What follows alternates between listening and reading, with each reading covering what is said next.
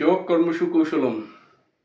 আদত কথা, ইষ্টকে নিয়ে চললে বললে করলে ইষ্টের টাও হয়, ভাও হিসাবে নিজের টাও হয়।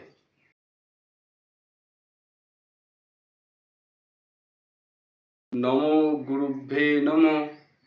গুরুকুলের সকল সদস্যের প্রতি প্রণাম। দূরে এবং নিকটে যেসব ভক্ত শ্রোতাবিন্দু শুনছে তাদের জানাই প্রাণ ঢালা শুভেচ্ছা, ভালোবাসা, নমস্কার এবং এক রাষ্ট্র রজনীগন্ধার শুভেচ্ছা সহ জয়গুরু। আজকের আলোচ্য বিষয় যোগ।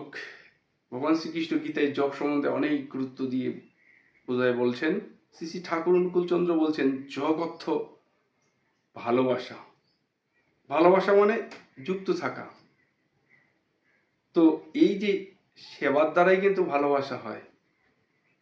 তাহলে সেবা দিতে গেলে গুরুর সঙ্গে যুক্ত থাকতে হবে আগে। ইষ্টের সঙ্গে যুক্ত থেকেই তো সেবা দেওয়া যাবে। সেবা দিলে পরেই ভালোবাসার সৃষ্টি হবে।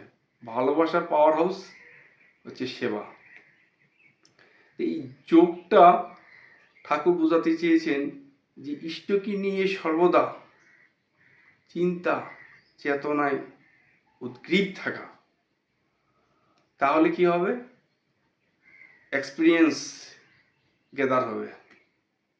ঠাকুর বলছেন যে এই ইষ্টকে নিয়ে বেশি বেশি চিন্তা চেতনায় ভাবায় থাকলে পরে জ্ঞান বাড়বে, নলেজ বাড়বে, আর অভিজ্ঞতা মানে অভিজ্ঞতা হবে, এক্সপিরিয়েন্স হবে গেদার। এবং তৎসঙ্গে অভিজ্ঞতার পরে যেটা আসবে ওয়াইজডম, অর্থাৎ প্রজ্ঞা।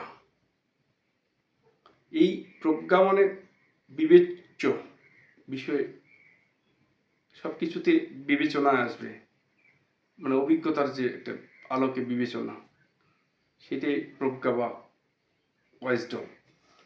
এইরকম ঠাকুর ব্যাখ্যা দিয়ে বোঝাতে চেয়েছেন যে যোগে যুক্ত থাকলে পরে, যোগ সম্বন্ধে স্পষ্ট ধারণা আছে যে যোগে যদি যুক্ত হওয়া যায় তাহলে যোগ হলে পরে বিয়োগ হয়। বিয়োগটা কীরকম? ওই ইষ্টের সঙ্গে যদি যোগ হয় তাহলে বিয়োগ হয় ষড়রিপুগুলো, কাম, ক্রোধ, লোভ, মদ, মোহ, মাৎসর্য। এই ষড়রিপুর মানে এগুলা বিয়োগ হয়ে থাকে আমাদের চরিত্র বা ক্যারেক্টার থেকে। এগুলো একটা একটা করে খসে পড়ে তখন কাম, ক্রোধ, লোভ, মদ, মোহ, মাৎসর্য, এই একটা একটা করে খসে পড়ে বিয়োগ হয়। তাহলে বিয়োগ হলে আবার বলছে যে গুণ হয়। গুণ হয় কীরকম? গুণ হয় যে ইষ্টের যে গুণাবলীগুলো, যেমন শুদ্ধ আত্মা, ইষ্ট প্রাণ,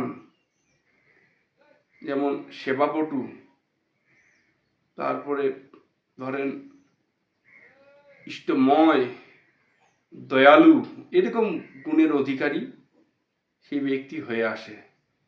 তাহলে গুণ যদি ঠিক হয় তাহলে এখন ভাগ কীরকম হয়? যখন ইষ্টের হয়ে আসলো ওই ব্যক্তি, তখন কি হয়ে গেল? তার ভিতরে যখন ইষ্টময় ভাব চলে আসলো, সে তখন সেই পরমেশ্বরকে, ঈশ্বরকে, ইষ্টকে সে তখন চারিদিকে সকলের কাছে ভাগ করে দিলেন। ইষ্টকে বিলাতে চেষ্টা করলেন, ইষ্টের ভালোবাসা, প্রেম বিলাতে চেষ্টা করলেন, ভাগ হয়ে গেল।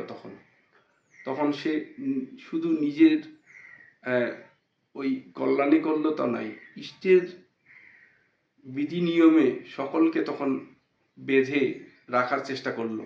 ইহাই কিন্তু ভাগ হয়ে গেল। তাহলে যোগে যুক্ত হলে কি হয়?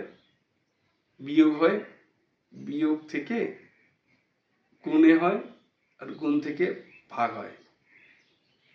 লাইফে যেমন গণিত অঙ্ক করতে এই বিষয়গুলো লাগে, যোগ বিয়োগ গুণ ভাগ, তেমন করে ওই পরমেশ্বরকে, ঈশ্বরকে যদি লাভ করতে চাই আমাদের, তাহলে প্রতিপত্তিকে আমাদের যোগ বিয়োগ গুণ ভাগ এগুলো একটা থেকে আরেকটা, আরেকটা থেকে আরেকটা, এই ধাপে ধাপে উত্তীর্ণ হলে পরেই ওই পরমেশ্বরকে লাভ করা সহজসাধ্য হয়ে আসবে। তো শুধু গুরু ভাইদের, ভক্ত স্বজনদের প্রতি প্রত্যেককে আমি অনুরোধ করতে চাই, আপনারা প্রতি প্রত্যেককে ইষ্টের সঙ্গে যোগে যুক্ত থাকার চেষ্টা করেন। দেখবেন যে ইষ্টেরও লাভ হবে, তৎসঙ্গে ভাব হিসাবে আমাদের নিজের লাভ হবে। ভাব হিসাবে নিজেরটাও সঠিক হয়ে আসবে, চলা বলা করা।